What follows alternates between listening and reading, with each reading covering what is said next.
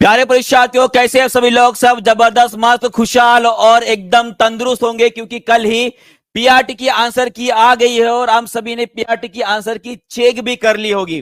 पर जिनको लग रहा है कि उनके मार्क्स बाउंड्री पर है, तो उन सभी के लिए एक शाम को एक सेशन हमने अरेंज किया है, जहां पे दानिश सर, मैं और मैथ्स के टीचर माने कि पवन सर जो है उसे कवर करने वाले हैं। और आपको बता दूं, वो बात वहां पे आपको सभी को बड़ा बड़ा ही इंपॉर्टेंट बात रहने वाली है, सेशन रहने वाला है। अगर किसी को लग रहा है कि आपके बाउंड्री पे मार्क्स है, तो किन क्वेश्चंस को आपको चैलेंज करना है, ये महत्वपूर्ण बात वहां पे हम बताने वाले हैं।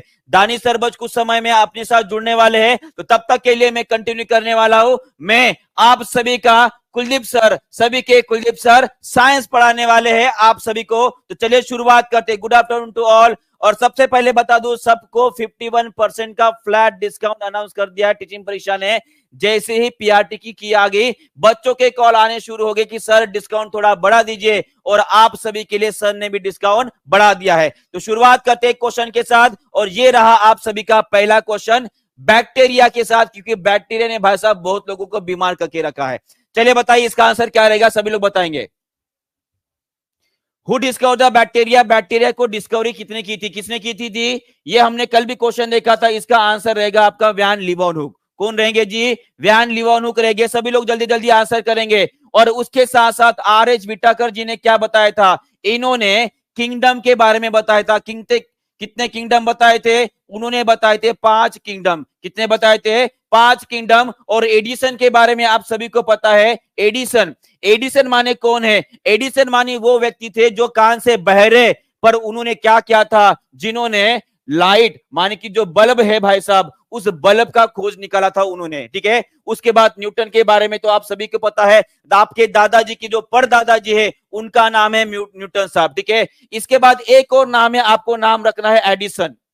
एडिसन और एडिसन में बहुत सारे लोग कंफ्यूजन होते हैं। तो एडिसन वो इंसान है जिन्होंने एंडोक्राइन ग्लैंड के बारे में बताया था। एंडोक्राइन ग्लैंड जो होती है, इनके बारे में बताया था, जिन्हें क्या बोलते हैं? अंतस्त्रावी ग्रंथियां। ठीक है, उनके बारे में बताया था। चलिए आगे बढ़ते हैं। ये रहे आपके एंटोन वैन लीवनहुक, जिन्होंने प्रोटोजोआ और बैक्टीरिया को भी डिस्क्राइब किया था। ठीक है। चलिए आगे बढ़ते हैं। बैक्टीरिया कौन से ग्रुप में आते हैं जी? सभी लोग आंसर करेंगे इसका। बैक्टीरिया कौन से ग्रुप में आते हैं? बैक्टीरिया आते हैं आपके प्रोकैरियोटिक्स में। किसमें आते हैं? प्रोकैरियोटिक्स में आते हैं। और उनका एक ग्रुप होता है जिसका नाम है मोनेरा। क्या नाम है? मोनेरा। ये आपको ध्यान में रखना है। और प्रोकैरियोटिक्स क्या होते हैं वो आगे बताने वाला हो, पर उसके पहले ये क्वेश्चन सभी लोग आंसर करेंगे। बताइए। उसके बारे में पूछा गया है, the nuclear membrane is absent in the cells of organism. कौन से ऑर्गेनिज्म के कोशिका में भाई साहब केंद्रक झिल्ली नहीं होती है? चलिए बताइए, सभी लोग आंसर करेंगे। इसका क्या आंसर रहेगा? बहुत बहुत धन्यवाद आपका। टेक्निकल टीम का आपको पोल भी दे दिया गया है, तो सभी लोग पोल में आंसर करेंगे। बताइए न्यूक्लियर मेम्ब्रेन किनके इसमें पाया नहीं जाता है? और वो रह गया आपके प्रोकैरियोटिक्स। कौन रहेंगे? प्रोकैरियोटिक्स। और प्रोकैरियोटिक्स में बस एक ही ग्रुप आता है हमारा, वो कौन सा है? आपका भाई साहब मोनेरा। कौन है? मोनेरा। और मोनेरा में जो मुख्य जीव पाया जाता है वो है आपका जीवाणु, जो अभी अभी हमने देखा है। कौन रहता है? जीवाणु रहते हैं। क्लियर है? चलिए आगे बढ़ते हैं। और ये रहा व्हिटेकर साहब जी ने दिया हुआ पूरा का पूरा चार्ट, और यहाँ पे दिख रहा है आपका प्रोकैरियोटिक्स, और उसमें आने वाला ग्रुप कौन सा है? मोनेरा। और प्रोकैरियोटिक्स माने कौन होते हैं? जिनके अंदर भाई साहब केंद्रक नहीं होता।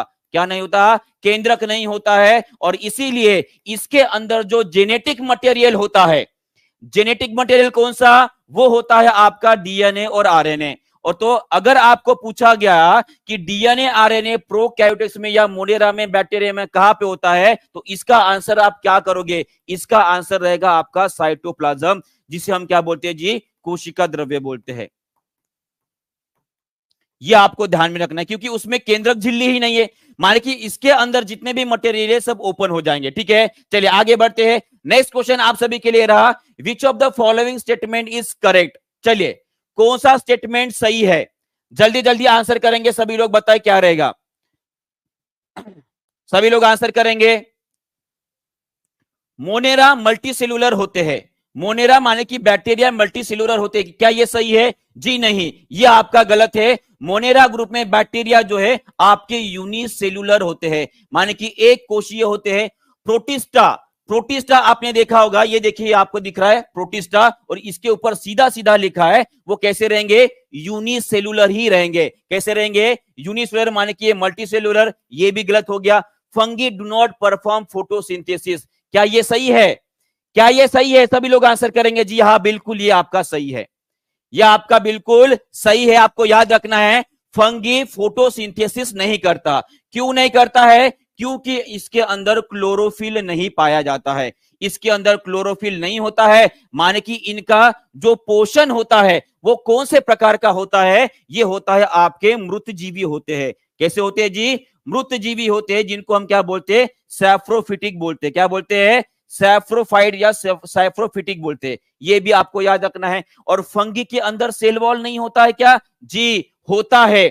हमारे जगत में 3 ऐसे जीव है जिसके ऊपर आपको सेल वॉल मिलेगा, वो कौन कौन से जीव है, सभी लोग कमेंट बॉक्स में लिखेंगे। पहला रहेगा आपका बैक्टीरिया, पहला कौन सा है, बैक्टीरिया, सभी लोग कमेंट बॉक्स में लिखेंगे मैं जो बता रहा हूं, किन कोशिका के ऊपर आपको सेल वॉल मिलेंगे। पहला है आपका बैक्टीरिया, दूसरा है आपका फंगी, और तीसरा आप सभी को पता है वो होते हैं हमारे प्लांट्स, माने कि पादप जगत। इन 3 जीवों के कोशिका के ऊपर आपको क्या मिलेगा, कोशिका भित्ति, माने कि सेल वॉल मिलने वाली है। क्लियर हो गया है। और आपको बता दूं फंगी की जो सेल वॉल होती है ना, फंगी की, इसके ऊपर चिटिन नाम का एक प्रकार का प्रोटीन मिलता है, ये आपको ध्यान में रखना है। क्लियर हो गया है, चलिए आगे बढ़ते हैं। नेक्स्ट क्वेश्चन आप सभी के लिए बताइए, इसका आंसर क्या रहेगा। Which of the following aqueous solution will turn the blue litmus paper into red. यहां पे पूछा गया है कि कौन सा ऐसा केमिकल या एक्वस सॉल्यूशन है जो नीले लिटमस पेपर को लाल में कन्वर्ट कर देगा, नीले को क्या कर देगा, लाल कर देगा। माने कि सीधा सीधा पूछा गया है कौन सा सॉल्यूशन आपका एसिडिक, माने कि अम्लीय रहने वाला है। चलिए बताइए इसका आंसर। कुछ क्वेश्चन जो है कल इनकम्प्लीट रह गए थे, उसका आंसर करें। उसका आंसर क्या रहेगा, सल्फर डाइऑक्साइड। क्या रहेगा जी, सल्फर डाइऑक्साइड। सभी ने आंसर दे दिया, और ये सभी के सभी कैसे रहने वाले हैं, क्षारीय रहने वाले हैं। कैसे रहने वाले हैं, क्षारीय रहने वाले, ये भी आपको याद रखना है। चलिए नेक्स्ट क्वेश्चन आप सभी के लिए, बताइए इसका आंसर क्या रहेगा। ओंकोलॉजी के अंतर्गत अध्ययन किया जाने वाला कौन सा शास्त्र होता है, इसके बारे में हमने रिवीजन की थी, तो सभी लोग इसका आंसर करेंगे जल्दी से। इसका आंसर क्या रहेगा, बहुत बढ़िया, इसका आंसर रहेगा वाला अपना कैंसर। कैंसर, कैंसर, ये आपको ध्यान में रखना है। और इसके बारे में मैंने एक प्रोसेस आपको बताया था जो इंडिया में अभी अभी लगाई गई है, उसका नाम क्या रहेगा, CAR T cell therapy. CAR T cell therapy, ये थेरेपी है जिससे कैंसर को दुरुस्त किया जाता है। क्लियर है जी, चलिए बहुत बढ़िया। सभी लोग मुझे बताएंगे जो ब्लड कैंसर होता है, ब्लड कैंसर होता है, उसे हम क्या बोलते हैं, उसे हम क्या बोलते हैं, सभी लोग कमेंट बॉक्स में लिख देंगे इसका आंसर। ठीक है, चलिए नेक्स्ट क्वेश्चन आप सभी के लिए ये रहा। जो मैंने यहां पे क्वेश्चन बोला है उसका आंसर आप सभी लोग बता दोगे कि ब्लड कैंसर को क्या बोला जाता है, ठीक है, और किसके वजह से होता है, ये भी आपके लिए इंपॉर्टेंट रहेगा। चलिए, मानव शरीर में, बहुत बढ़िया बहुत बढ़िया, ल्यूकेमिया, बहुत बढ़िया आंसर दिया, इसे बोला जाता है ल्यूकेमिया। क्या बोला जाता है, ल्यूकेमिया बोला जाता है। बहुत बढ़िया, चलिए इसका आंसर करेंगे। मानव शरीर में पायरुवेट का ऑक्सी विघटन कहां पर होता है, यह बड़ा ही कंफ्यूजिंग सा क्वेश्चन है।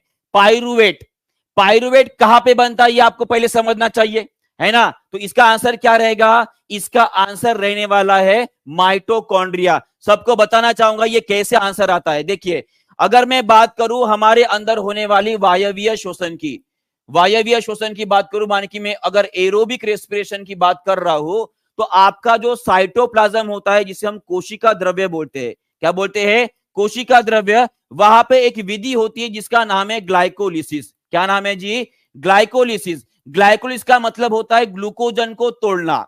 ग्लाइको मतलब होगा ग्लूकोजन, और लिसिस का मतलब होता है तोड़ना। ग्लूकोज को जहां पे तोड़ा जाता है वो होता है आपका कोशिका द्रव्य में, और यहां पे बनता है आपका पायरुवेट। कहां पे बनता है आपका, इसमें बनता है। और ये जो पायरुवेट है ना, बाद में माइटोकॉन्ड्रिया में दिया जाता है।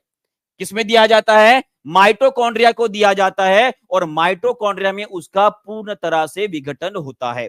यही आपका क्वेश्चन था, पूछा गया था कि पायरुवेट का ऑक्सी विघटन कहां पे होता है, कहां पे होगा, माइटोकॉन्ड्रिया में। सभी लोग करेक्ट करेंगे, सबको क्लियर हो गया है।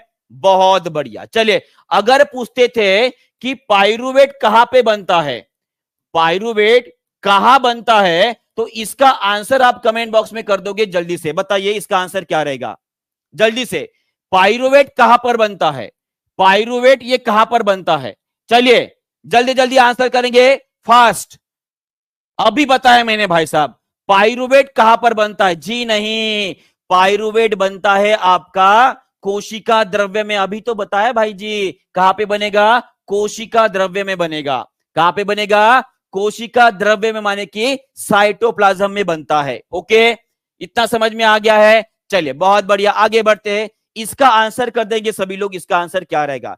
अगर मैं हड्डियों की पढ़ाई कर रहा हूं, है ना, हड्डी टूट गई, है ना, ऐसे ही हो रहा आजकल, बरसात का मौसम चल रहा है और बरसात के मौसम में गाना बोलते बोलते जा रहे हो, अचानक से ब्रेकर आ गया, गाड़ी स्लिप हो गई। स्लिप होने के बाद भाई साहब हड्डी टूट गई। हड्डी टूटने के बाद किसके पास जाते हो जी? किसके पास जाते हो भाई साहब? ऑस्टियोलॉजिस्ट के पास जाते हो। ऐसा शास्त्र जहां पे हड्डियों की पढ़ाई की जाती है उसको बोला जाता है ऑस्टियोलॉजी बोला जाता है। क्या बोला जाता है? ऑस्टियोलॉजी। बाकी भी चीजें देख लेते हैं एक बार, है ना। देखिए, जो जियोलॉजी मतलब होता है ऐसे इंसान जो ऐसे विज्ञान की शास्त्र में पढ़ते हैं जहां पे अर्थ के बारे में पढ़ाई की जाती है। मानी अर्थ माने क्या? अब धरती पर कहा गई, उसकी मट्टी आ गई, रॉक आ गए, स्टोन्स आ गए, इन सभी की पढ़ाई की जाती है जियोलॉजी में। उसके बाद सेरोलॉजी, जो एक एक बात बता रहा हूं, सभी लोग आपको कमेंट बॉक्स में लिखना है। सेरोलॉजी, साइंटिफिक स्टडी और diagnosis of examination of blood serum. Blood serum का मतलब हो गया भाई साहब सीधा सीधा प्लाज्मा। ब्लड के अंदर जो द्रव पदार्थ होता है उसे हम क्या बोलते हैं? सीरम, या क्या बोलेंगे? प्लाज्मा। मान कि ब्लड के अंदर पाए जाने वाला प्लाज्मा। सभी लोग कमेंट बॉक्स में ये लिखेंगे कि हमारे ब्लड में कितना प्रतिशत प्लाज्मा पाया जाता है। उसके बाद यूरोलॉजी, यूरोलॉजी का मतलब क्या है? हमारे धरती के ऊपर जो माउंटेन से सुंदर सुंदर हिमालय, रॉकी, उसके बाद जितने भी नाम आपको पता है, ठीक है, उन सभी में ऑस्टियोलॉजी भी एक है। ऑस्टियोलॉजी जो अभी अभी मैं बताया, वहां पे हड्डियों की पढ़ाई की जाती है। और इसका आंसर सभी लोग कमेंट बॉक्स में छाप देंगे। भाई साहब एक ही मंत्र है हमारा, कौन सा? जब तक हर क्वेश्चन को तोड़ेंगे नहीं, छोड़ने वाले हम है ही नहीं। तो हर क्वेश्चन को तोड़ मरोड़ के भाई साहब आगे बढ़ना है। सभी लोग आंसर करेंगे इसका कितना प्रतिशत होता है? 55% होता है। और सभी लोग मुझे बताएंगे डब्ल्यूबीसी कितना होता है? डब्ल्यूबीसी कितना होता है? डब्ल्यूबीसी भाई साहब ये 1% से भी कम होता है, ये आपको याद रखना है। 1% से भी कम होता है। अगर आपके शरीर में डब्ल्यूबीसी की संख्या बढ़ गई, बहुत ज्यादा ही बढ़ गई, डब्ल्यूबीसी में एक कोशिका होती है जिसे बोलते हैं हम लिम्फोसाइट। क्या बोलते हैं? लिम्फोसाइट बोलते हैं। अगर इनकी संख्या अनकंट्रोल्ड हो गई तो growth of uncontrolled growth of lymphocyte, इसे ही बोला जाता है आपका ब्लड कैंसर।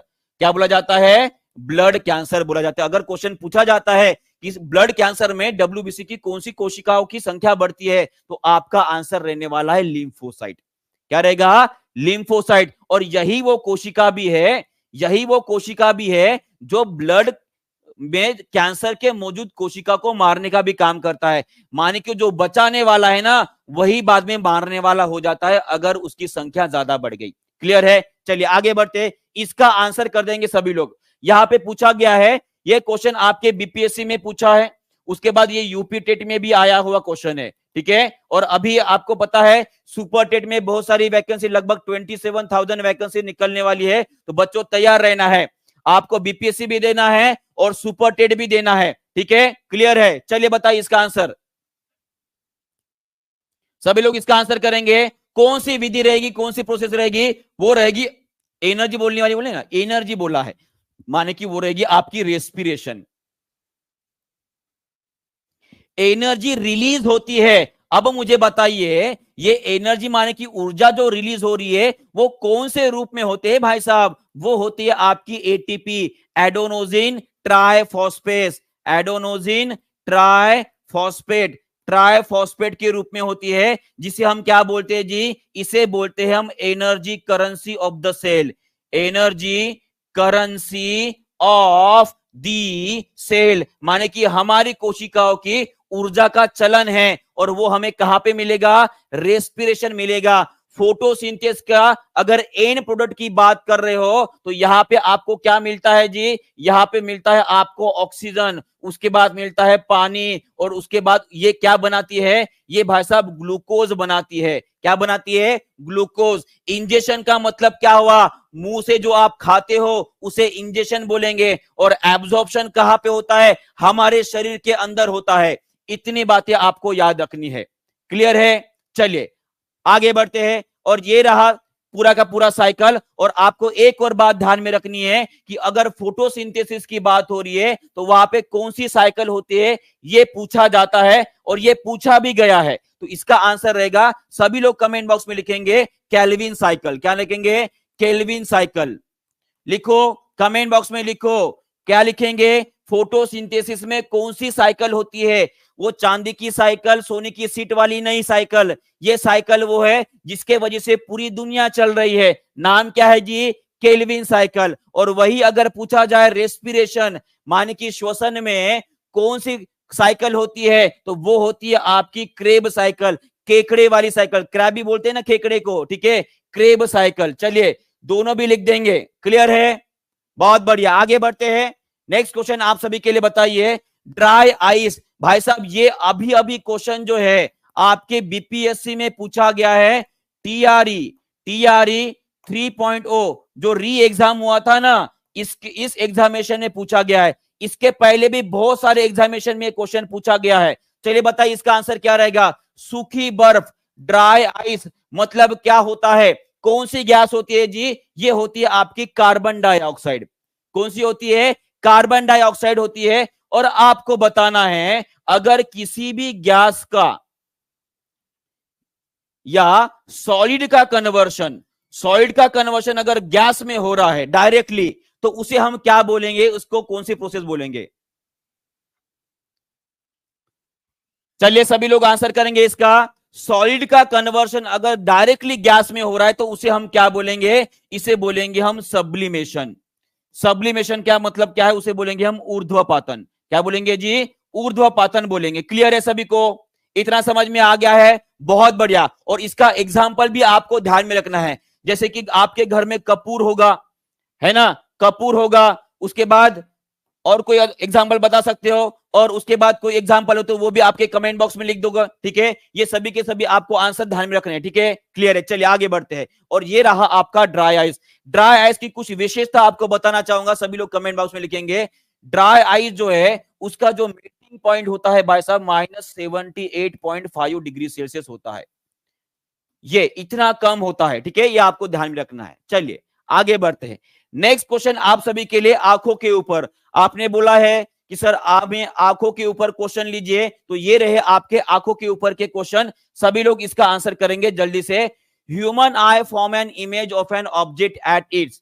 हमारी आंखों में जो इमेज बनता है, जो प्रतिबिंब बनता है, वो कहां पर बनता है? चलिए, जी हाँ, नैप्थलीन भी रहेगा। बहुत बढ़िया, बहुत बढ़िया। इसका आंसर क्या रहेगा जी? कहां पे बनता है इमेज हमारा? कॉर्निया पर बनता है, आइरिस पे बनता है, प्यूपिल पे बनता है, एक से अधिक या एक में से कोई भी नहीं।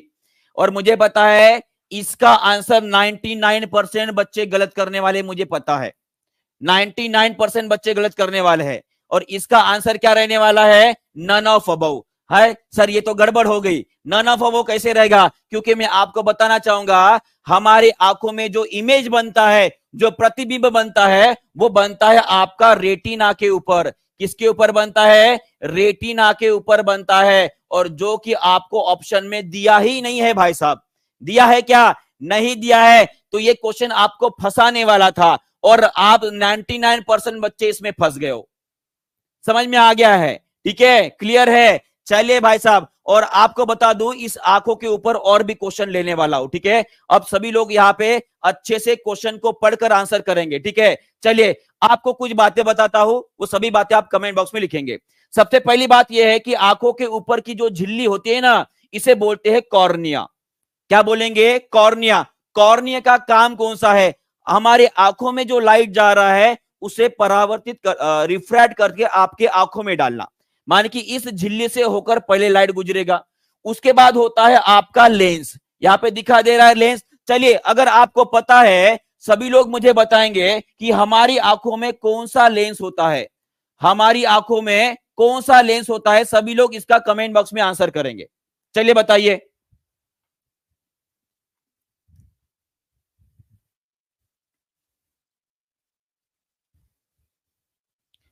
किए, बहुत बढ़िया। कौन सा रहेगा जी? Convex lens. कौन सा रहेगा?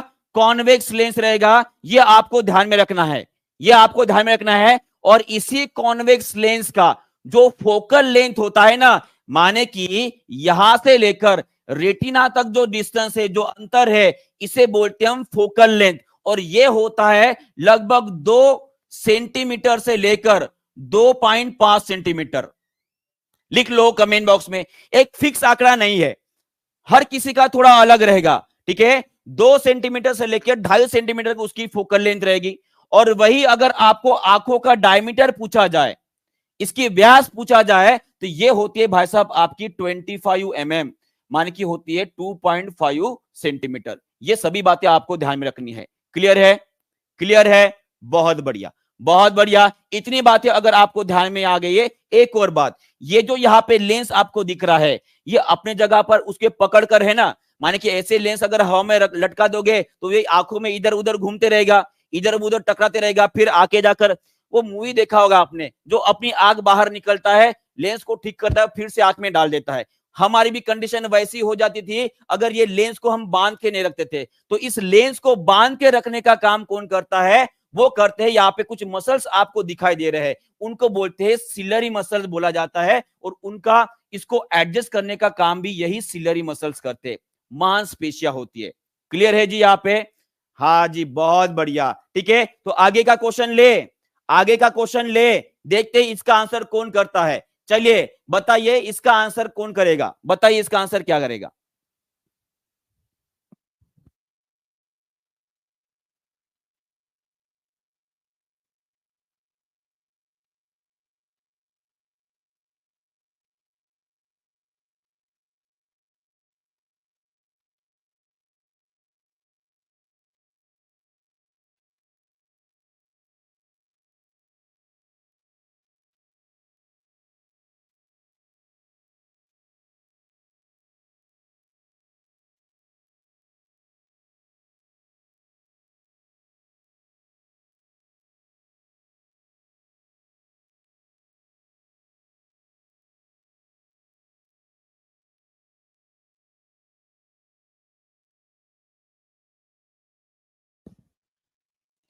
इसका आंसर कर देंगे।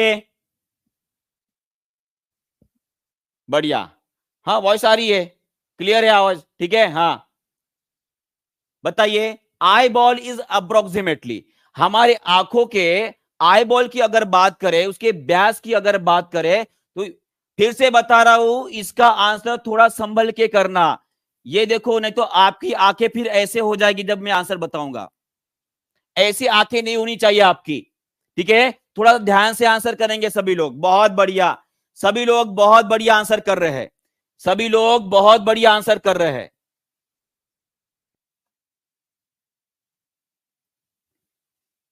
अभी बताया था मैंने, अभी बताया था, आई बॉल का व्यास कितना होता है।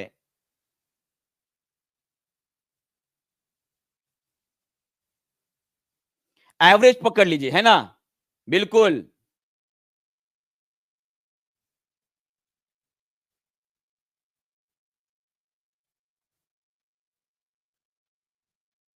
चलिए एक काम करता हूं, ये आप सभी के लिए होमवर्क रहेगा। सभी लोग जो है इसका कमेंट बॉक्स में आंसर करेंगे, मुझे इसका आंसर मुझे कमेंट बॉक्स में चाहिए। ठीक है, चलिए देखते हैं। चलिए नेक्स्ट क्वेश्चन आप सभी के लिए, इसका आंसर करेंगे सभी लोग। फोकल लेंथ कितनी होती है? चलिए, ये तो कंफ्यूजिंग क्वेश्चन नहीं है, ये कंफ्यूजिंग क्वेश्चन नहीं है ना? इसका आंसर कर देंगे। चलिए बताइए इसका आंसर क्या रहेगा। बहुत बढ़िया। चलिए, फोकल लेंथ पूछी गई है, फोकल लेंथ मैंने अभी भी बताई है, ये आपकी आई, ये आपका लेंस, यहां से लेकर ये वाला डिस्टेंस जो है, ये कितना रहता है। अब यहां पे देखिए, दोनों भी ऑप्शन आपको दिए हैं, यहां पे हमने दोनों भी ऑप्शन दिए हैं, पर मोस्ट करेक्ट क्या रहेगा? ठीक है, अगर आप बुक सर्च करोगे या बाकी चीजें देखोगे तो आपको इसका आंसर 2 सेंटीमीटर दिया है, ठीक है, 2 सेंटीमीटर दिया है। आपको बता दूं मिनिमम डिस्टेंस जो होता है वो 2 सेंटीमीटर होता है और मैक्सिमम डिस्टेंस जो होता है वो 2.5 सेंटीमीटर बताया गया है। और इसका आंसर अगर आपको क्वेश्चन में पूछा जाए तो इसका आंसर आपको 2 सेंटीमीटर लिखना है। क्लियर है? चलिए, दानी सर भी जुड़ गए हैं, दानी सर भी जुड़ गए हैं, तो जल्दी दानी सर भी आने वाले हैं, ठीक है जी।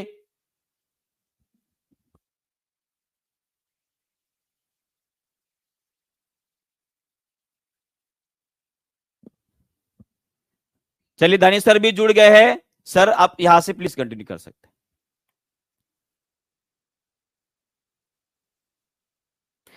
Okay, thank you very much sir. आपने बहुत बढ़िया तरीके से सर यहाँ पर में एक माहौल बना दिया है, और प्लस आज आप लोगों को पता भी है फ्रेंड्स कि हम शाम में, कुलदीप सर, मैं और हम सब लोग जो है फ्रेंड्स, आज शाम में आप लोगों के लिए पूरा का पूरा जो पीआरटी का पेपर है उसको एनालाइज करने वाले हैं।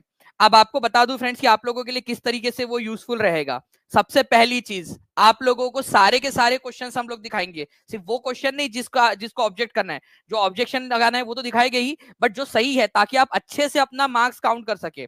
ठीक है, आप सही से पता चल सके आपको कि आपके 90 बन रहे, 92 बन रहे, 95 बन रहे, 80 बन रहे, 85 बन रहे, कितने बन रहे एक्चुअल में, 100 बन रहे, 110 बन रहे, कितने बन रहे हैं आप लोगों के।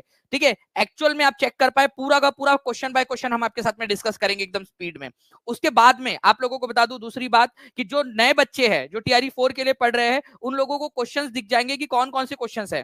ठीक है, कि किस प्रकार के क्वेश्चंस पूछे गए थे, चाहे वो 6 to 8 वाले बच्चे हो, चाहे वो 9 10 वाले बच्चे हो, चाहे पीआरटी वाले बच्चे हो, चाहे 11 12 के बच्चे हो, जीएस में तो सबको काम आएगा। तो सभी के लिए इंपॉर्टेंट रहेगा वो सेशन, सभी लोगों ने देखना है। शाम में 7 बजे आप लोगों के लिए वो सेशन होने वाला है, और पूरा प्रूफ के साथ में आप लोगों को जहां जहां ऑप्शन, जहां जहां ऑब्जेक्शन होगा वो प्रूफ के साथ, और प्रूफ भी आपको प्रोवाइड करवाया जाएगा। ठीक है, आपको प्रूफ आपको प्रोवाइड करवा दिया जाएगा, ताकि आप लोग अगर चाहे तो चैलेंज करें, या फिर हम तो चैलेंज करेंगे ही आपके बिहाफ में। ठीक है, चलिए तो फ्रेंड्स स्टार्ट करते हैं जल्दी से। कुलदीप सर, इसको आपके क्वेश्चंस हो गए सर, मैं स्टार्ट करूं अभी? जी जी सर, आपकी अगर बिल्कुल आपकी बिल्कुल। इजाजत हो तो। आप ही की राह देख रहे हैं सर, बच्चे अच्छा, देखिए। थैंक यू वेरी मच गाना सर, भी बोल रहे हैं सर, आइए आप ही का इंतजार था। Thank you very much. जी जी जी। जी, तो देखिए फ्रेंड्स, हम लोग यहाँ पर में हमारे सेशन को शुरू करें। ठीक है, उससे पहले मैं आप लोगों को बता दूं कि पहला क्वेश्चन आप लोगों का ही एक धमाकेदार क्वेश्चन है। इसको आप लोग देख लीजिए अच्छे से, और मुझे बताइए इसका आंसर क्या होगा, और ध्यान से करना है आप लोगों ने, क्योंकि पहला ही क्वेश्चन मैं चाह रहा था कि यार एक ऐसा क्वेश्चन हो आप लोगों का जिसमें आपका दिमाग जो है वो यूज हो जाए अच्छा खासा। भारतीय रिजर्व बैंक की स्थापना कौन सी जो समिति थी उसकी सिफारिश पर हुई? आपको पता है फ्रेंड्स कि हर बार एग्जाम में कोई ना कोई समिति के ऊपर में आधारित प्रश्न पूछ लिया जाता है।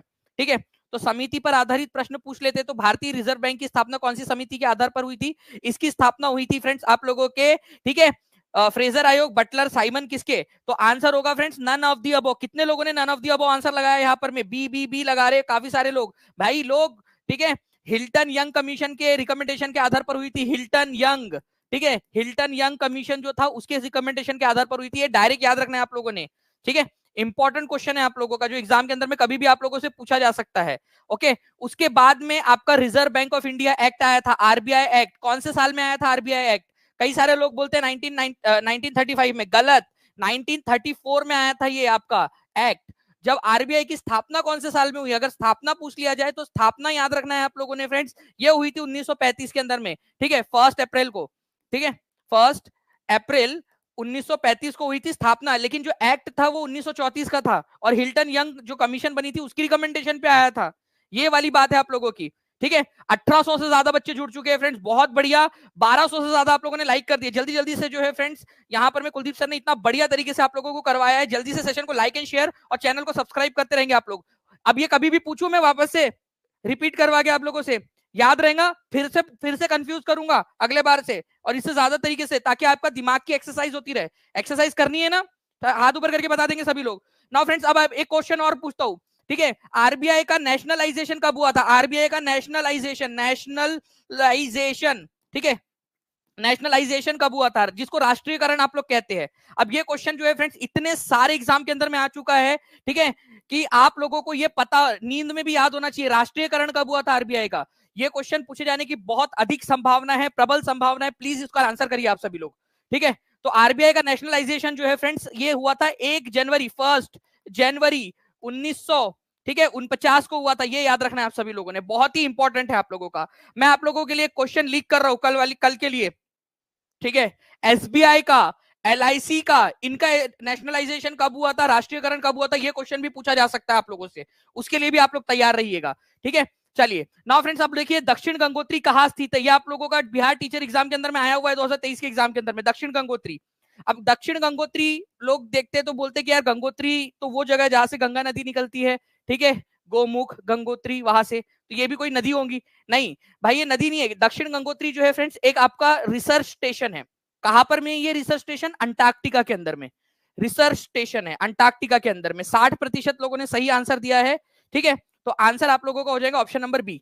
देखिए ये आपको मैंने जो कॉन्टिनेंट वाला चैप्टर पढ़ाया ना आप लोगों को टीआरई 4.0 की बैच के अंदर में, उसमें पूरा करवाया, सारे के सारे 7 कॉन्टिनेंट करवाए और उनके इंपॉर्टेंट पार्ट भी करवाए, ठीक है। कोई परमानेंट रेसिडेंट यहाँ रहता नहीं, किसी के चाचा मामा ताया का घर है क्या, कोई बोला है आज तक कि भाई मैं गर्मी की छुट्टी में जो है अंटार्कटिका गया था अपनी नानी के घर पे या अपने मामा के घर पे, तुम्हारे मामा पेंगुइन है, ठीक है, नहीं है ना, ठीक है।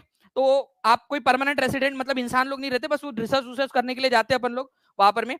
तो दक्षिण गंगोत्री था, ठीक है, मैत्री और भारती। वैसे एक बात आपको बताऊं, ये दक्षिण गंगोत्री को डीकमीशन कर दिया गया, बंद कर दिया गया है। अब भारत की मैत्री और भारती, ये 2 रिसर्च स्टेशन वहां पर में काम कर रहे हैं। तो कौन कौन से हैं, ठीक है, दक्षिण गंगोत्री, मैत्री और भारती, ठीक है। लिखो तीनों के तीनों, लिखो इनमें तीनों के तीनों में क्या कॉमन है। अगर मैं आप लोगों से क्वेश्चन दे दूं, एग्जामिनर भाई साहब या उनकी मैडम, अगर एग्जामिनर की हो सकता है एग्जामिनर की वाइफ भी तैयारी कर रही हो, भाई पता, आज बिहार में कुछ भी पता नहीं चलता, ठीक है। तो पता चले उनकी वाइफ तैयारी कर रही हो तो अपने हस्बैंड को बता देना, ठीक है, कि ऐसा भी क्वेश्चन बनाओ कि दक्षिण गंगोत्री, मैत्री और भारती, इन तीनों में क्या कॉमन है, और फिर ऑप्शन दे दो। मस्त रहेगी, 1 नंबर क्वेश्चन बन जाएगा ना क्वेश्चन। और आप लोग भी अभी क्वेश्चन बना रहे हो आजकल, तो आप लोग भी ऐसे क्वेश्चन बनाना सीखो, ठीक है, कि इनमें क्या कॉमन है। तो उसमें कॉमन क्या है कि ये भारत के रिसर्च स्टेशन है अंटार्कटिका के अंदर में। बन गया एक क्वेश्चन, है ना। चलिए वेरी गुड, बहुत बढ़िया। 2000 से ज्यादा बच्चे जुड़ चुके हैं फ्रेंड्स। जल्दी जल्दी से सेशन को लाइक भी करते रहेंगे ताकि इसी तरीके से मजा आ जाए हम लोगों को पढ़ने में, ठीक है। दक्षिण गंगोत्री, भारती और आपका मैत्री, ये 3 रिसर्च स्टेशन है अंटार्कटिका में। चलिए, सालबाई की ट्रीटी किसके किसके बीच में हुई थी, सालबाई की संधि। और सालबाई की संधि का ईयर बहुत इंपॉर्टेंट है फ्रेंड्स, ये याद रखना है आप लोगों ने, ईयर भी पूछा जाता है आप लोगों से। सालबाई जो है फ्रेंड्स, मैं आपको बता दूं, महाराष्ट्र के अंदर में एक चोटी है, चोटी मतलब बाल वाली चोटी नहीं, पहाड़ी चोटी उसका नाम है, ठीक है।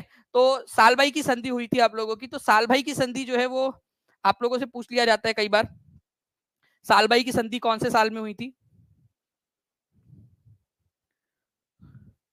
चलिए वेरी गुड। और किसके किसके बीच में हुई थी, तो अंग्रेजों के और मराठाओं के बीच में ये संधि हुई थी। पहली बात तो ये याद रखना है आप लोगों ने, आंग्ल मतलब होता है अंग्रेज, ठीक है, ब्रिटिशर्स, और मराठा, ठीक है, इनके बीच में हुई थी। और सालबाई नाम की जगह पर हुई थी, जो पहाड़ की चोटी वहां पर में उधर में हुई थी, सालबाई की संधि इसको बोलते हैं।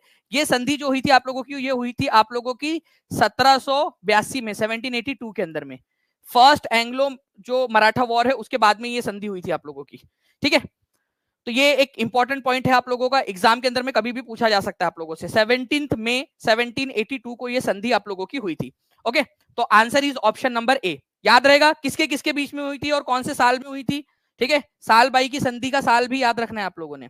चलो नाउ फ्रेंड, नेक्स्ट क्वेश्चन की तरफ में आगे बढ़ने से पहले मैं एक बार फिर से आपको बता दूं, आज शाम में पता है ना आप लोगों को क्या है, 7 बजे आप लोगों का पूरा पीआरटी का पेपर, पूरे 120 क्वेश्चन बताएंगे आपको, उसका आंसर क्या है। अपना अपना जो क्वेश्चन पेपर है वो लेकर बैठ जाना, जिसके पास नहीं है वो क्वेश्चन देख लेना बस अच्छे से बैठे बैठे। पूरा आंसर की का एनालिसिस होगा, हर बच्चा एग्जैक्ट 7 बजे आ जाएगा, पूरा सेशन देखेगा। उसमें हम लोग ये भी एनालाइज करने की कोशिश करेंगे कि कट ऑफ कितना जा सकता है, क्योंकि पूरे बच्चे देखेंगे, आपका कितना स्कोर आ रहा है वो आप कमेंट में बताएंगे। हम एक बेहतर तरीके से, एक साइंटिफिक मेथड के जरिए से जो है फ्रेंड्स कट ऑफ प्रेडिक्ट करने की कोशिश करेंगे यहाँ पर में। तो हर बच्चा जो है वो आ जाएगा यहाँ पर में आज शाम 7 बजे, एग्जैक्ट 7 बजे, और पूरा सेशन देखना है। तो जितनी भी जो है यहाँ पर में भाइयों की बहनें हैं, ठीक है, वो सब लोग अपना अपने घर खाना बना लेंगी। और जितने भी पति है, अगर आपकी पत्नियां खाना आपसे बनवाती है तो आप भी खाना बना के आ जाएंगे, झाड़ू पोछा वगैरह लगा के आ जाना, ठीक है। चलिए जी, टेस्ट जो है वो आपकी 9:30 बजे होंगी। जो टेस्ट है ये भी है बिल्कुल, आज आपकी जो टेस्ट है ना, pre activity rank booster test, वो 9:30 बजे है। तो उससे पहले हम ये लेक्चर खत्म कर चुके होंगे। चलिए ये बताइए आप लोग की सिताब दियारा के अंदर में 1902 में किसका जन्म हुआ था, ठीक है। सिताब के अंदर में किसका जन्म हुआ था? उनकी उपाधि एक ऑप्शन देता हूं मैं आपको कि उनको लोक नायक कहा जाता है, ठीक है। इसी साल जो है फ्रेंड्स, मतलब एक क्वेश्चन उनके ऊपर में आया भी था कि hero of quit India movement किसको कहा जाता है, ठीक है। और साथ ही साथ एक क्वेश्चन ये भी बनता है आप लोगों का कि 1977 के अंदर में इमरजेंसी के समय में किसने एक अपना जो है बहुत बड़ा आंदोलन चलाने में किसकी महत्वपूर्ण भूमिका थी? तो लोकनायक जयप्रकाश नारायण, ठीक है। इनका जन्म कब हुआ था? 1902 में। अब मुझे आप लोग बताओगे तारीख, क्योंकि तारीख भी पूछी जा सकती है आप लोगों से, डेट भी पूछी जा सकती है। तो वो डेट है आप लोगों की 11 अक्टूबर, 11 अक्टूबर, ठीक है। ये याद रखना है आप लोगों ने।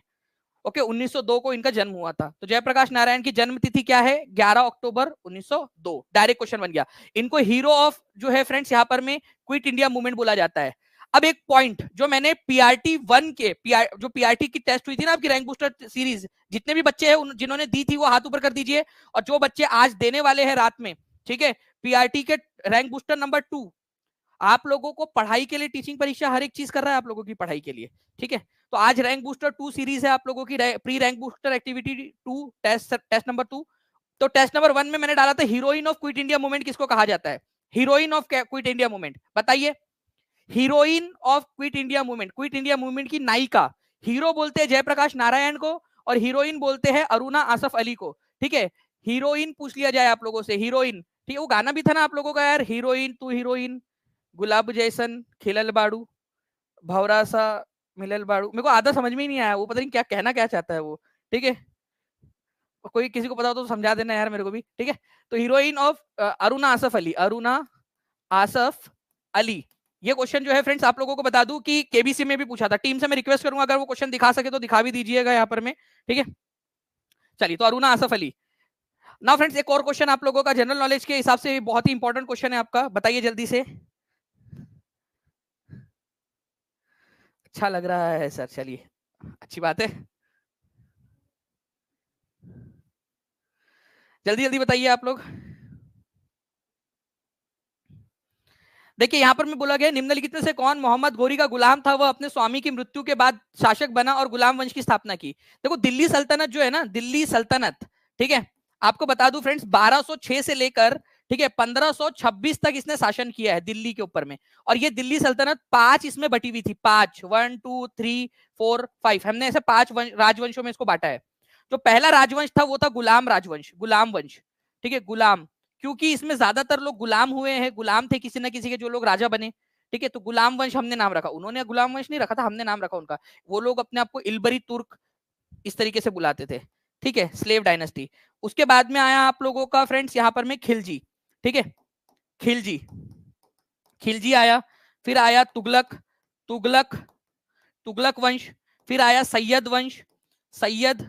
और फिर लास्ट में आया लोधी, और इब्राहिम लोधी को हराकर जो है मुगल साम्राज्य की स्थापना की थी बाबर ने। तो ये जो गुलाम वंश है ना, इसका संस्थापक कौन था? कुतुबुद्दीन ऐबक, ठीक है। तो ये कुतुबुद्दीन ऐबक किसका गुलाम था? ठीक है, तो ये था फ्रेंड्स मोहम्मद घोरी का गुलाम, मोहम्मद घोरी का गुलाम था। ये आप लोगों ने याद रखना है, ये भी क्वेश्चन बनता है कि कुतुबुद्दीन ऐबक जो कि गुलाम वंश का संस्थापक है वो किसका गुलाम था, ठीक है। फिर बाद में इसका एक गुलाम बाद में जाकर शासक बना, इसका एक गुलाम था जिसको गुलाम का गुलाम कहा जाता है। बता सकते हो कि गुलाम का गुलाम किसको कहा जाता है? कोई बता सकता है गुलाम का गुलाम किसको बोलते हैं? एक बार जल्दी से सेशन को लाइक एंड शेयर भी करते रहेंगे फ्रेंड्स, और जिन्होंने सेशन को लाइक नहीं किया लाइक कर देंगे, चैनल को सब्सक्राइब भी करते रहेंगे आप लोग, ताकि जो है फ्रेंड्स जो भी हम आपके लिए एक्टिविटी करें, जो भी आपके लिए वीडियोस लेकर आए, सबसे पहले आप लोगों तक पहुंच सके। हम लोग 6,25,000 से ज्यादा का परिवार हो चुके हैं, बहुत जल्द हम 6.5 लाख, 7 लाख और 1 मिलियन भी होंगे, और ये आपका, हमारा, हम सबका अपना परिवार है, ठीक है। और जो भी लोग जो है फ्रेंड्स यहाँ पर में ज्वाइन होना चाहते हैं टीचिंग परीक्षा के साथ में, 31 तारीख तक जो भी ज्वाइन हो जाएगा उसको प्री रैंक जो रैंक बूस्टर एक्टिविटी है उसके अंदर में फ्री ऑफ कॉस्ट कोई भी कोर्स ले लीजिए आप लोग, रैंक बूस्टर सीरीज के अंदर में उसकी रैंक बूस्टर सीरीज में ऐड कर दिया जाएगा, ठीक है। हजारों बच्चे ज्वाइन हो चुके हैं ऑलरेडी, आप लोग भी कहीं पीछे ना रह जाए, जल्दी से फैसला लीजिए। तो गुलाम वंश, ठीक है, ये इसका एक गुलाम था जिसका नाम था इल्तुतमिश, इल्तुतमिश, ठीक है, इल्तुतमिश इसका गुलाम था। तो इल्तुतमिश को गुलाम का गुलाम कहा जाता है। उज्जवल ने आंसर कर दिया, सरिता ने आंसर कर दिया, बहुत बढ़िया। अच्छा, इल्तुतमिश की लड़की का नाम क्या था? ठीक है, इल्तुतमिश की बेटी का नाम क्या था? अब मैं आपसे ये नहीं कह रहा लड़कों की मतलब तुम मतलब इल्तुतमिश की बेटी का नाम या इल्तुतमिश की लड़की के तरफ में तुम्हारी नजर थी, इतिहास में उसका नाम है, इसलिए बता रहा हूँ तुमको, इसलिए पूछ रहा हूँ, ठीक है? नहीं तो बोलेंगे सर हमको क्या पता उसकी लड़की का नाम क्या था, ठीक है? अरे इंपॉर्टेंट लड़की, इंपॉर्टेंट थी वो, इसलिए पूछ रहा हूँ आपसे, ठीक है? रजिया, वेरी गुड, ठीक है? तो इल्तुतमिश, इल्तुतमिश जो है गुलाम वंश का ही शासक था। उसकी बेटी जो है रजिया सुल्ताना, भारत की एकमात्र महिला शासिका रजिया सुल्ताना, ठीक है? सुल्ताना, ठीक है? ये इल्तुतमिश की बेटी थी। ये भी क्वेश्चन आता है कि रजिया किसकी बेटी थी, ठीक है? तो रजिया जो है वो इल्तुतमिश की बेटी थी। ओके, ये भी याद रखें। क्या बात है यार, इतने स्पीड में आंसर कर रहे हो यार आप लोग, मजा आ गया, बहुत बढ़िया, ठीक है? चलिए नाउ फ्रेंड नेक्स्ट क्वेश्चन की तरफ में आगे बढ़ते हैं हम लोग। यहाँ पर एक और क्वेश्चन आपको बताऊं जो बहुत इंपॉर्टेंट है, और आज आप लोग क्या करोगे, जितने भी बच्चे वो कमेंट में पूछोगे एक दूसरे से ये सवाल, ठीक है? लाख बख्श की उपाधि किसको दी गई थी, ये आपको बता दूं मैं, ये एनवीएस के अंदर में क्वेश्चन आया था, नवोदय, ठीक है? विद्यालय समिति जो है आप लोगों का, उसके अंदर में ये क्वेश्चन आया था आपका, लाख बख्श की उपाधि किसको दी गई थी। आप देखिए, आप हर एग्जाम क्लियर कर सकते हो ये लेक्चर्स देखकर, मैं आपको सारी चीजें बता रहा हूँ। लाख बख्श की उपाधि दी गई थी कुतुबुद्दीन ऐबक को। आपसे एक और क्वेश्चन बनता है, अढ़ाई दिन का झोपड़ा, अढ़ाई दिन का, ढाई, अढ़ाई मतलब ढाई दिन, अढ़ाई दिन का झोपड़ा किसने बनाया था? तो अढ़ाई दिन का झोपड़ा जो है फ्रेंड्स, ये कुतुबुद्दीन ऐबक ने ही बनवाया था। अजमेर में एक मस्जिद है, ठीक है? कुव्वतुल इस्लाम मस्जिद किसने बनवाई थी दिल्ली में? कुव्वतुल इस्लाम मस्जिद, दिल्ली की पहली मस्जिद कुव्वतुल मस्जिद, कुतुबुद्दीन ऐबक ने, ठीक है? ये हो गया आप लोगों का। नाउ फ्रेंड्स अब बताइए, पनामा कैनल जो है किसको किसको जोड़ती है? जो बच्चे ने टीचिंग परीक्षा के टीआरई 4 के अंदर में आपका कॉन्टिनेंट वाला लेक्चर देखा है, वो क्वेश्चन का हर तरीके, इस तरह के क्वेश्चन का आंसर कर पाएगा, क्योंकि मैंने कॉन्टिनेंट वाले लेक्चर में आपको हर एक चीज समझाई है इससे रिलेटेड, ठीक है? 5 लेक्चर लिए मैंने कॉन्टिनेंट के, ठीक है? 7 कॉन्टिनेंट है, लेकिन उसको मैंने एक लेक्चर में खत्म नहीं किया, 5-5 लेक्चर लिए उसके मैंने पेड क्लास में आपके लिए। चलिए बहुत बढ़िया फ्रेंड्स, कौन से महासागरों को जोड़ता है? तो यहाँ पर मैं देखिए, अगर मैं आप लोगों को एक मैप के थ्रू दिखाने की कोशिश करूं, तो ये है नॉर्थ अमेरिका और ये है साउथ अमेरिका, ठीक है? साउथ अमेरिका, तो नॉर्थ अमेरिका और साउथ अमेरिका के बीच में यहाँ पर में पनामा नाम की जगह थी, पूरा जुड़ी हुई जमीन थी। हमने क्या किया, यहाँ पर में कैनल बनाई एक जो है यहाँ पर, जिससे क्या हुआ कि जो यहाँ पर में अटलांटिक ओशन था, अगर यहाँ से आपको जो है आपका टाइटैनिक लेकर जाना है, पहले आपको ऐसा घूम के जाना पड़ता था, ठीक है? अच्छा है ना, जैक और रोज को ज्यादा समय मिल जाता है यार, लेकिन चलो कोई बात नहीं। अब क्या होगा, अब आप लोग जो है इधर से अपना जहाज लेकर जा सकते हो, अपना टाइटैनिक, यहाँ से निकले, ठीक है? अब यहाँ से फटाक से पहुंच जाएंगे आप लोग पनामा कैनल के जरिए। तो पनामा जो है फ्रेंड्स, ठीक है, ये याद रखना है आप लोगों ने, अटलांटिक ओशन और पैसिफिक ओशन को जोड़ती है, ठीक है? अटलांटिक और पैसिफिक ओशन को, अटलांटिक ओशन और पैसिफिक ओशन। अच्छा, अटलांटिक ओशन को एक और नाम से जाना जाता है, मैंने क्लास में बताया था, कई सारे बच्चे जो है उसमें कंफ्यूज रहते हैं, ठीक है? देखो सदफ बोल रहे बिल्कुल सही बात है सर, मतलब सदफ समझ गई मैं क्या बोल रहा हूँ, ठीक है? आगे आधे लोगों के तो सर के ऊपर से गया होगा जोक, ठीक है? लेकिन जिन लोगों को समझ गया वो समझ गए। चलिए, अटलांटिक ओशन जो है फ्रेंड्स, यहाँ पर में ये एस आकार का होता है। दूसरी चीज, इसको अंध सागर भी कहा जाता है, अंध सागर, ब्लाइंड ओशन, अंध सागर, अंध महासागर भी कहा जाता है, ब्लाइंड ओशन, एस आकार का है, ये तो बिल्कुल आपको याद रखना ही है, ठीक है? अच्छा, पैसिफिक ओशन कौन से आकार का है? ठीक है, ओ आकार का है, ठीक है? सर्कुलर आकार का है, सर्कुलर, एनसीईआरटी में दिया हुआ है, सर्कुलर आकार का है वो, ठीक है? पैसिफिक ओशन कौन से 2 महाद्वीपों को अलग करता है? इस्थमस ऑफ पनामा, वो आप लोग बता देंगे मुझे। चलिए, now friends, how many sukta are there in Rigveda? Rigveda, Rigveda के अंदर में कितने सूक्त है?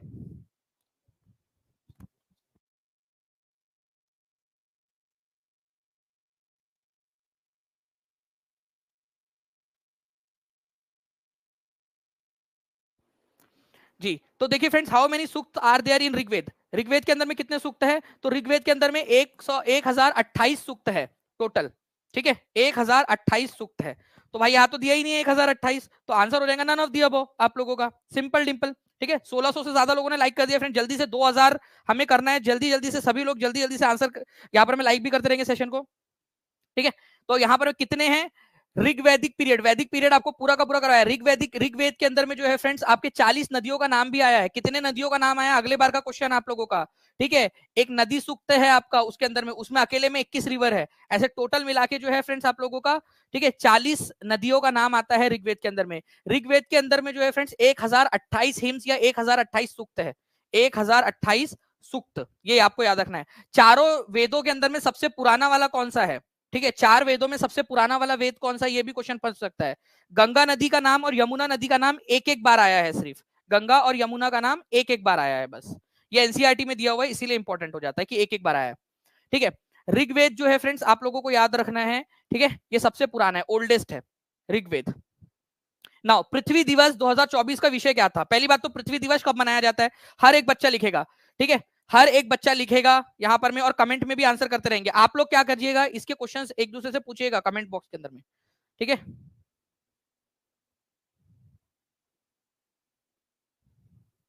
जनरल मेल में काउंट होगी पूजा पांडे जी,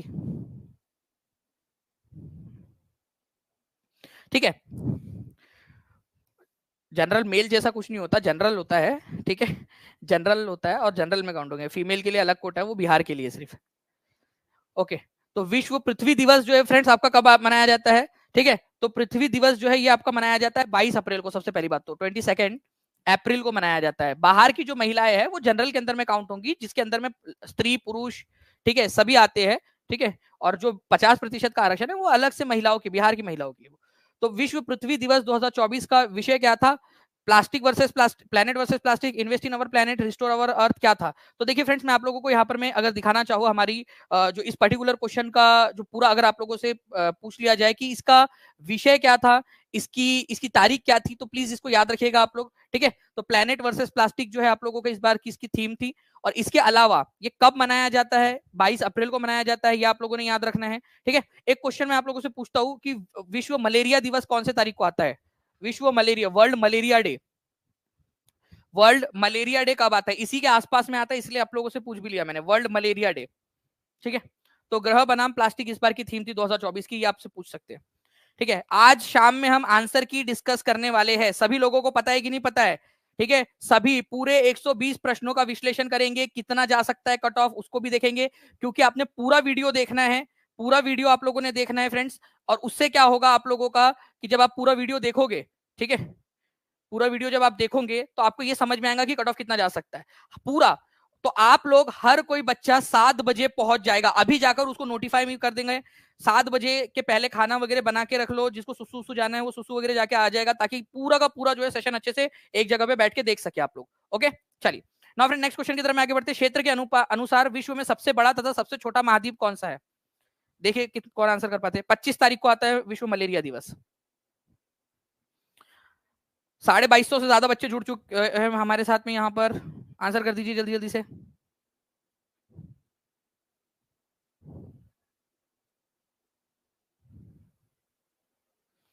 सर आपने तो ऑनलाइन की दुनिया में खलबली मचा दी है। 1000 रुपए में इकाई, दहाई, सैकड़ा, 1000, 10,000, लाख, 10 लाख का कोर्स दे। बिल्कुल सत्येंद्र पाल जी, और इससे ज्यादा करना है आपको बता दूं मैं, ठीक है, कि जो विजन है ना हमारा, ठीक है, वो कभी आप टीचिंग परीक्षा के ऑफिस में आओगे, आप देखोगे, और आपको कभी आपसे चर्चा होंगी आप लोगों से, तो मैं आपको बताऊंगा कि विजन क्या है, ठीक है, कि गांव गांव तक, ग्रामीण इलाकों तक जो है वहां पर में पहुंच बनानी है, हर किसी तक जो है एजुकेशन को एक्सेसिबल बनाना है। तो सबसे बड़ा है एशिया और सबसे छोटा जो है आप लोगों का ऑस्ट्रेलिया है। तो सी इसका आंसर होगा आपका, सी, सी इज द करेक्ट आंसर, ठीक है। ओके,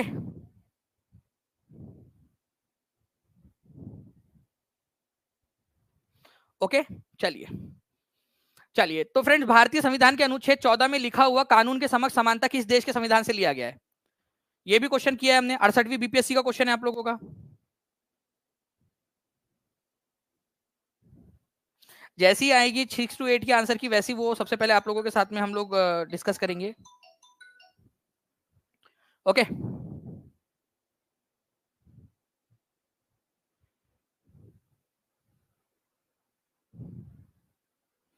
बहुत बढ़िया।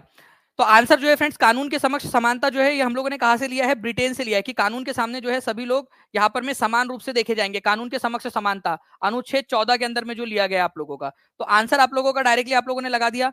इसके अलावा जो है फ्रेंड्स, आप लोगों से अगर मान लीजिए ये पूछ लिया जाए कि कानून के समक्ष समानता कौन से आर्टिकल में दिया है, तो ये आर्टिकल नंबर 14 के अंदर में दिया गया है, ये भी आप लोग याद रख सकते हो। इसका वाइस वर्सा अलग उल्टा क्वेश्चन भी आप लोगों से पूछा जा सकता है।